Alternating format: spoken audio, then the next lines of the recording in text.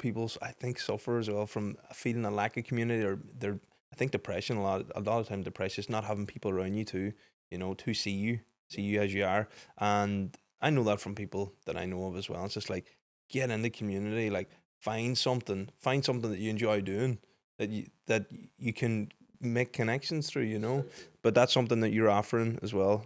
Community, bringing people together around the land, around the nature, around hunting as well. Yeah, yeah, Yeah, yeah. sounds interesting. Like food for us is like a core. Food is the thing, is the commonality, and it's a really easy access for everybody, Like we've had like vegans and vegetarians on the farm, Did they eat the venison? They have. They have. No way. We've had people, man.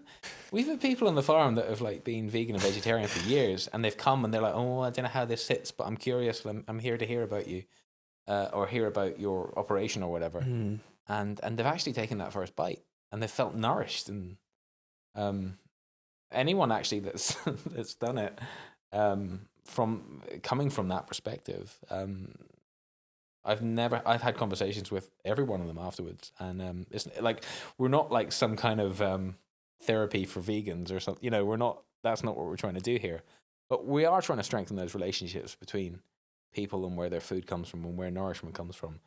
And the people that have kind of crossed that threshold back into tasting meat on our place haven't regretted it. We've heard some really positive stories from people who have kind of turned around the patterns on like chronic health issues and stuff like that as well, by introducing ethical kind of meat back, non-industrial kind of meat products back into their lifestyle. But your earlier point as well is an interesting one. It reminds me of a quote I heard about when you're talking about community. I was talking to a lad a while back, and he's probably in his 60s or so. And I was talking about community, and I was saying how he was like, "Where do you get all these people to come and walk cattle for you? Where do they come from?" And he's a man that's, he's a wee bit older, and he's not kind of on social media and stuff. And I was saying, they just kind of, they find us, they kind of like what we do, and maybe they follow us online or whatever. And he was like, yeah. And I said, "But she used to do, this was the way," because I remember my father talking about growing up with, and them moving cattle and any jobs that was to be done around the place, whether it was saving hay or turning turf or whatever it was, there was no question that neighbours would kind of come out and help you out and all of that. So I was saying to him, like, of course, this wasn't a common sight. This wasn't an uncommon sight, 50 or 60 years ago. And he thought for a bit, and he says, yeah, he says, but then the Celtic Tiger came. And he says, people got rich, and they started putting gates up at their houses. And I thought, wow, that's actually quite something. Because even when I was a kid, I don't remember so many houses with gates on them. That's an interesting perspective. Funny little thing, isn't it? Definitely. It changes. It changes the dynamic, of course, because it's not as easy just to walk over to somebody's house and say hello. Yeah. And, in agricultural communities as well, you see almost everybody has a tractor. Everyone's got a load of trailers. Everyone's got, people don't like to ask for help anymore, And I'm not quite sure where that comes from.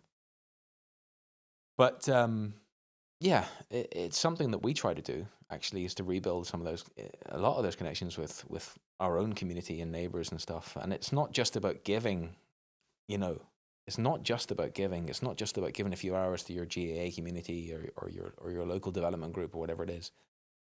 The other part of it is about asking, and actually saying, "Hey, look, I need a hand with this," and we do that quite often, and we find that as we do it, then neighbours will feel more comfortable asking us for a hand, and that's where the reciprocity comes in, But somebody has to be the first to start it, Yeah, and that's the thing. Humans, we want to help.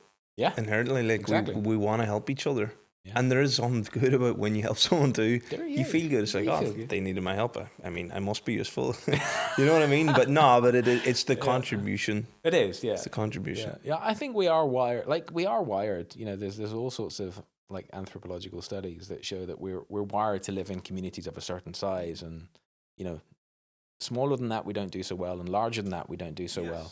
I'm aware that You know, like there's a whole. so cities is like the very end of the spectrum. But dude, the data's crazy, right? If you look at, I was reading something recently, and it was like something like 85% of the population of Europe lives in an urban setting. Whoa. Dude, it's mind blowing. So only 15% are in a rural area. Yeah.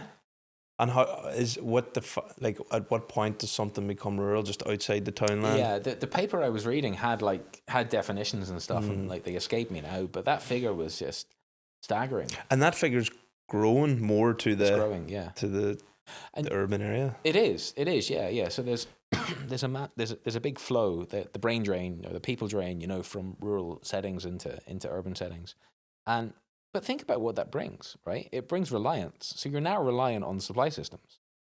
You know, we had, was it the Beast from the East a few years ago where people were fighting over toilet rolls and white bread, you know? And it's like how resilient is that system that is like at the tail end of a really long, complex supply chain? And the reality is it's not, you know?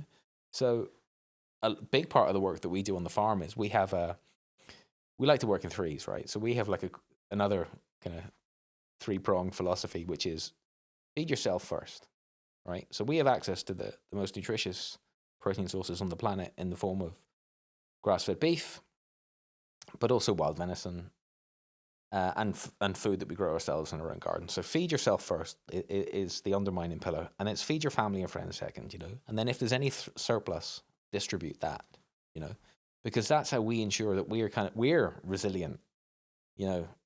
Think wild stuff can be happening outside of us, but if you're not affected by it, you know, you can kind of keep on trucking and keep on your day to day. And a big part of that resilience is community. You know, it's having a network of people. They're either immediately around you or they're kind of a call away that you can reach out to. You know.